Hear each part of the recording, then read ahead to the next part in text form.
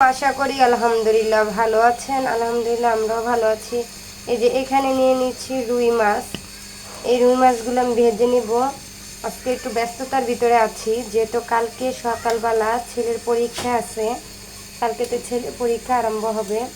যেখানে মশলা মাখিয়ে নিয়েছি, মাছগুলো এখন ভেজে নেব। যে এখানে মশলা মেখে তেল গরম হইতে পরে মাছগুলি দিয়ে দিয়েছি। আর এই চুলায় আমি সবজিটা রান্না করে নিচ্ছি। এখান দিয়ে বাচ্চাকে পড়াচ্ছি, তারপরে আবার মাদ্রাসায় একটু যাওয়া লাগছে, বেতন, পরীক্ষার ফিস এগুলো দেওয়ার জন্য, যেহেতু বছরের শেষ।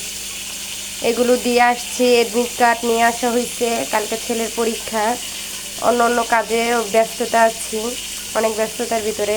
মাছগুলো ভাজা হইলে আমি মাছগুলো সবজিটার ভিতরে দিয়ে দেব। এই যে ভাত একবারে রান্না করেছি রাত্রের জন্য, দুপুরে খাবো আর রাত্রে খাবো একসাথেই রান্না করে ফেলেছি, যেহেতু একটু ব্যস্ততার ভিতরে আছে। সারাদিন অনেক দৌড়াদৌড়ি করতেছি, সকালতে ধরে এই পর্যন্ত নাস্তাই খাই নাই। ভিডিওটা যদি ভালো লেগে থাকে অবশ্যই লাইক কমেন্ট শেয়ার করতে ভুলে যাবেন না আপনারা।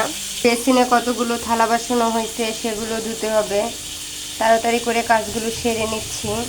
এই যে আমার মাছগুলো ভাজা হয়ে গেছে, এখন আমি ডাইরেক্ট মাছগুলো আমি তরকারির ভিতরে দিয়ে দিব।